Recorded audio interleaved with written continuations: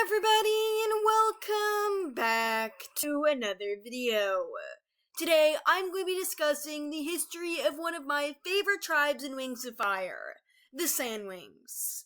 How did these dragons go from Pyrrhia's poorest to then so influential their inner conflict caused a continent-wide war? What's going on with their weird Animus situation? There is so much to discuss with these desert dwellers, and thank you to Beetle the Sandwing for suggesting this video idea.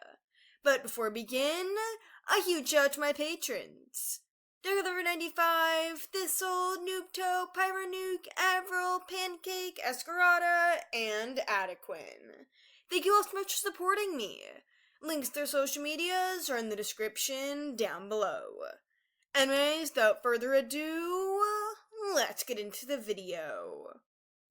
The SandWings were originally much different. During the time of Darkstalker, these dragons were mostly scattered around their kingdom.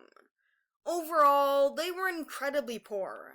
Their reputation was absolutely dragged through the mud, being referred to as sly outlaws and crooks that would betray you if given the chance. However, SandWings were finally given a leg up against the other tribes after the collapse of Nightwing society. When the Midnight Dragons fled their kingdom, the SandWings raided the lost city of Night for any treasure they could find. They didn't fear the rumors and legends of the Darkstalker, and thought that whatever they could discover would be worth the risk. And the Nightwings truly did leave everything behind, so the SandWings ultimately benefited from it. They returned to their home with treasure and artifacts from the long-gone dragons. And while they still kept their greedy reputation, the SandWings were finally seen as a worthy power in Pyrrhia now that they were rich.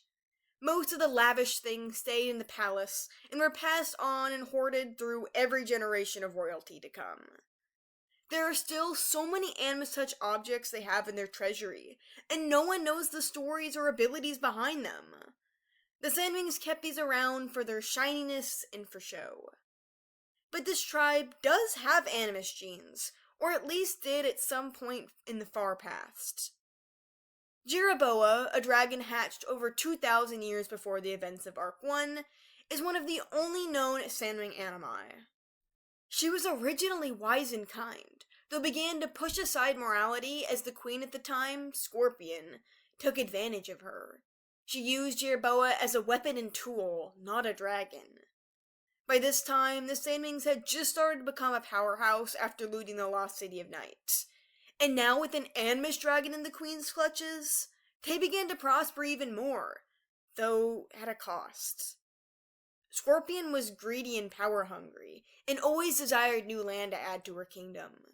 She purposely had the Icewings and Skywings battle each other, so that she could have them pay to use her land for combat and stay away from it, not caring about the lives that were lost in the process, or the bitterness that would begin to develop amongst other tribes. Yeah, that is unfortunately a trend with the SandWing royalty. They don't seem to care who they drag into their fights, or make hate each other. We see this happen again with the War of SandWing Succession. Scorpion paid the price for her wrath when 𝙈𝙁𝙁 enchanted her to have a heart attack and die. She wanted a dragon of her own, and knew this child would not be able to live freely or happily with a corrupt queen in power and controlling her in the same way. With Scorpion now out of the picture, 𝙈𝙁𝙁 used her magic again to create eggs, trying to craft the perfect, most obedient dragonette. It took more than one try, but she finally hatched 𝙈𝙁𝙁 III. However, after her soul had been chipped away from using her magic so darkly and being angered at the world from Scorpion's actions, 𝙈𝙁𝙁 was truly no longer the same. She became manipulative and controlling of her daughter, and had the two of them live for ages. 𝙁 was told horror stories about Scorpion in order to keep her in check. Her mother tweaked parts of her personality so that she would be the best daughter, which is just awful. Before Scorpion's death, she had 𝙈𝙁𝙁 create the Eye of Onyx, an artifact that was originally intended to keep herself as queen, and stop anyone who tried to get in her way. However, 𝙈𝙁𝙁 altered the incantation, so that it would choose the right queen, and kill any dragon who wouldn't serve the tribe as honorably as she should. SandWing culture and life began to change with time. Some chose to reside in oasis-side towns, and others preferred isolated huts with their families. They became a tribe that loved music and the moons, and were loyal to their leaders. Things remained relatively peaceful after Scorpion's end, though the Icewings and Skywings did occasionally participate in small wars against the desert tribe. The SandWings continued to hoard treasure, and often neglected anyone outside the palace or main army circle. Eventually, the War of SandWing Succession came following the sudden death of Queen Oasis. She was murdered by scavengers, leaving 3 of age heirs to fight over who should have the throne.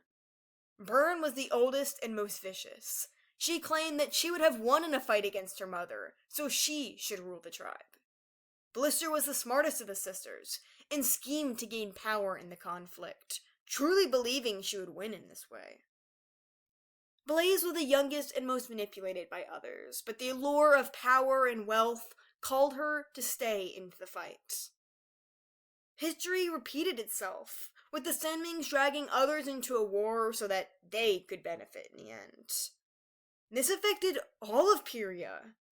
Dragons began to hate each other and even died over the course of almost 20 years. It changed everything, and this is what starts the series we know and love. The Dragonette prophecy was created to get land and respect. Queens rose and fell. And, finally, Thorn took over to rule the tribe. Sunny gave her the Eye of Onyx, which proclaimed her as the best dragon for the job. And so far, Thorn has been excelling as queen.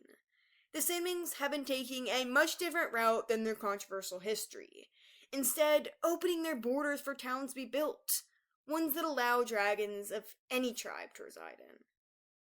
I absolutely love the SandWings, and I'd love to learn more about the many mysteries that come with their history. It'll also be so great to see where they go, even after Thorn's reign. But that's pretty much it for this video. What do you think about their past? Let me know down below. Thank you all so much for watching, and I'll see you in the next video. Bye!